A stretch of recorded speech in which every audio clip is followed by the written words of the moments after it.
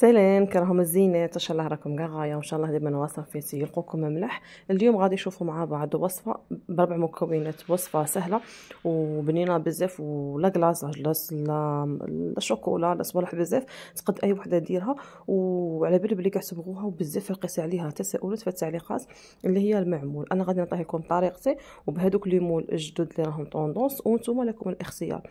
هاد الكاطو تقدروا ديروه الطريقه التاليه تنجموا ديروه، شوفوا خفيف وبنين وهكا يجي هكا. ولا شوفوا غير يبدل الحيه في الطابله تاع العيد، شفتوا كيف نحطوا معاها حيه تاع كلاصاج، حاجه تاع شوكولا اللي نديروا حاجه تكون كيما هكا خفيفه. شوفوا كيفاش، شوفوا من اروع الوصفات اللي على بالي بلي غادي يعجبوكم. وكما قلت لكم ما نجيب لكمش وصفه ماشي مليحه ونقول لكم ديروها. المهم حبسوا لي هنايا، روحوا خلوا لي جيم. شوفوا هذا الفيديو ساهل واقصر فيه ما كاش. خلوا لي جيم او كومونتير. شوف شنو نديروا زوج مغارف تاع مارغرين اللي هي 125 غرام، مع زوج مغارف تاع سكر غلاس، مع رشه تاع الملح. 4 مكونات درتي لافير خدمتي كاطو تاع العيد. وهذا المعمول بنين بزاف وعلى بالي بلي يعني عنده جمهور كبير. نزيد عليها هنايا زوج مغارف تاع المايزينا. انا ما ندير فيه لا بايض لا ليفور لا والو، حتى لا فاني وما نديرش خاطر غادي يكون محشي بالتمر، والتمر نعرفوه باللي هو في روحه فاني.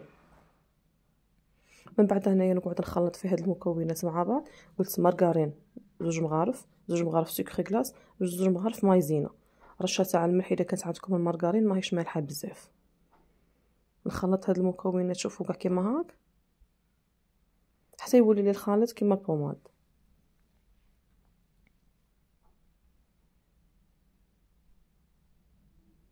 من بعد هنايا نقعد نلم بالفارينه. الفارينه هنايا عندكم تغلبكم، روحوا بشويه بشويه حتى يولي لكم الخليط هكا كي نقولوا كالبات، وتكون طريه خاطر غادي نحشوها ونفخصوها، تما لازم تكون طريه.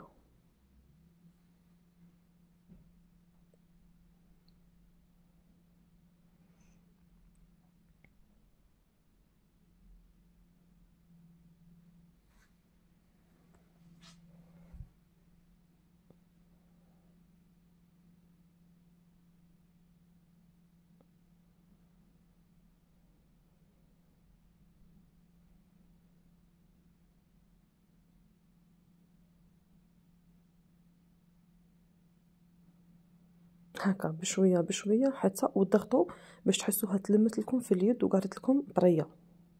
عندكم لكم تشققات سينو كنت تقصحوها وتتشقق لكم وغاديش تعاونكم في الخدمه. انا غادي نخليها كيما هكا، هذا هو القوام تاعها.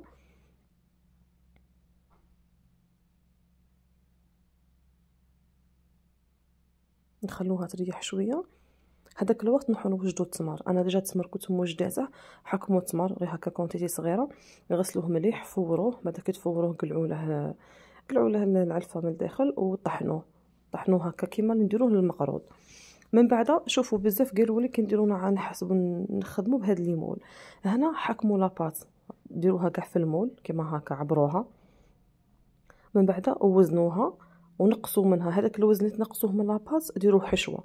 باه كي ديروا الحشوه تجيكم الحبه ليه وتجيكم نيشان، ما تجيكمش فايضه وثاني ما تجيكمش ناقصه. شوفوا انا هنايا شحال نقيس، قلعت منها شويه، عوضته بالتمر. هذا المول ديما طبعوا كي نقولوا وزنوه كيما هكا، سواء درتو به المقروض ولا درتو به هذا الكاطو، وزنوه عمروه كاع بالعجين ووزنوه. من بعد قلعوا شويه منه وعوضوه بالتمر.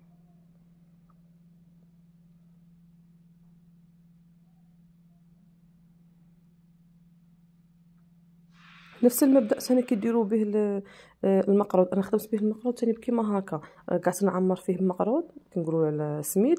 من بعد روحت درته قلعت الوزن ودرته كيما هكا. تشوفوا تمر باه كي نفخسي الحبه وندخلها في المول تجيني كيف كيف. نحكوا لها هنايا 10 غرام، قدركم تشوفوا ما فيه لا بايض لا ليفور لا والو، ما غادي تخافوا منه ما والو.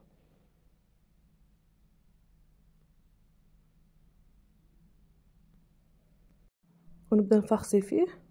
شوف ونديرها هكا سيوبه ما تضغطوش عليها وباه تخلوها بيضه، ما تخلوش فيها تشققات، يعني سيوبه تلولوها مليح وتركبوها في المول وتضغطوا عليه. طريقه سهله ليه توجد. من بعد دخلوه يطيب الفرن يكون مسخن مليح على 180، غيطيب على نار ناقصه بزاف. الاحسن انكم تخلوه الفور مليح حامي، من بعد تنقصوه ودخلوه يطيب.